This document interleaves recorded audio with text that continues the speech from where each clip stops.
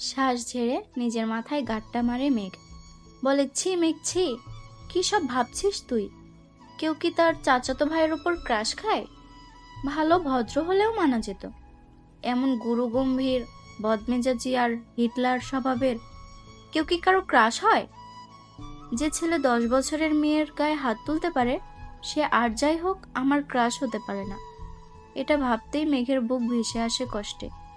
নিজেকে স্বাভাবিক করতে মোবাইল হাতে নিয়ে কল করে মেঘের সবচেয়ে কাছের বান্ধবী বন্যাকে। প্রথম কল দিতে রিসিভ হয় কল। বন্যা বলল, আসসালামু আলাইকুম, কেমন আছো বেবি? মেঘ উত্তরে বলল, ওয়ালাইকুম আসসালাম, আলহামদুলিল্লাহ ভালো আছি, তুই কেমন আছিস? বন্যা বলল, হঠাৎ আমায় স্মরণ করার কোনো স্পেশাল কারণ আছে? তোর তো আবার ভাঙা ফোন, ঠাসঠুস বন্ধ হয়ে যাবে। মেঘ রাগান্বিত স্বরে এক প্রকার হুঙ্কার দিয়ে বলল, তুই আজ কোচিংয়ে আসিসনি কেন? কি যে একটা জিনিস মিস করেছিস? বন্যা বলল, কি মিস করেছি বলে ফেলো বান্ধবী। মেঘ, এখন বললে আর সেই ফিলটা পাবি নাকি আজব? বন্যা বলল, আরে বেবি বলো তুমি, কাল শুক্রবার, কোচিং বন্ধ, আবার দেখা হবে রবিবারে, ততদিন সহ্য হবে না, বলে ফেলো প্লিজ। মেঘ বলে, আমার হাতে এখন আইফোন 13 Pro Max। মেঘের কথা বন্যা এক বিন্দু বিশ্বাস করেনি, হেসে উড়িয়ে দিয়ে বলছে, এখন বল, একটু পরে 14 Pro Max কিনতে যাচ্ছিস?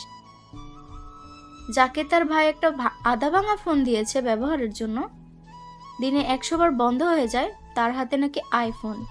তুই কি ঘুম থেকে স্বপ্ন দেখে উঠলি নাকি?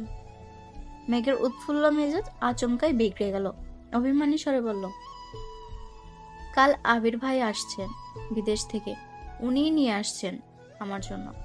বন্যা বলল, তাই বল, না হয় তোর যে ভাই, সে তোকে এই জীবনে ফোন কিনে দিতেও না, তোর বাবা দিতে চাইলেও সে আছাড় মেরে ভেঙে ফেলতো।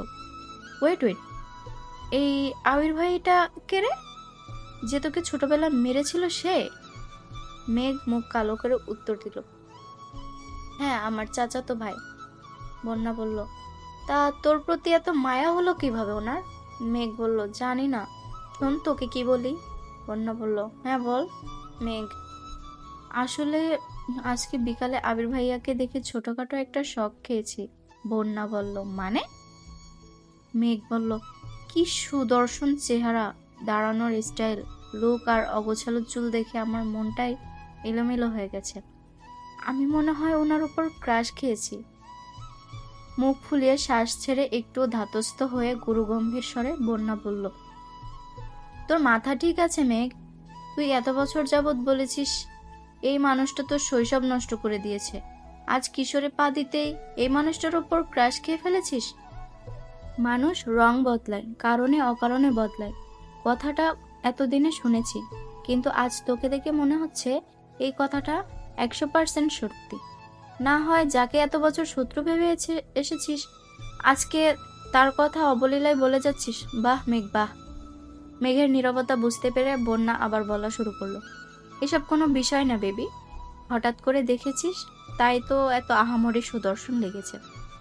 বিষয়টা মাথা থেকে ঝেড়ে ফেলো, দেখবি সব ঠিক হয়ে গেছে। আমরা না দুজন দুজনকে কথা দিয়েছিলাম, একজন বিগড়ে গেলে আরেকজন সামলাবো, ভুলে গেলি? স্পষ্ট বোঝা গেল মেঘের বদলে যাওয়া অভিব্যক্তি। সাহসা নিজেকে সামলে আচমকা প্রশ্ন করে বসলো, আমি কি দেখতে সুন্দর না? আমি কি কারো ক্রাশ হওয়ার যোগ্য না? মেঘের আকস্মিক প্রশ্নে বন্যা কিছুটা হতভম্ব হলো, এরপর কয়েক মিনিট শুধু হেসেই গেল। স্বাভাবিক স্বরে বলল, অবশ্যই তুই সুন্দর, ক্রাশ খাওয়ারও যোগ্য, কিন্তু তুই ছেলেদের ক্রাশ হতে পারবি কিনা সন্দেহ। হতে পারিস রাস্তাঘাটের গাছগাছালির রংচাটা দেয়ালের, গরু ছাগলেরও হতে পারিস। রেগে ফুঁসতে ফুঁসতে কল কেটে দিয়েছে মেঘ।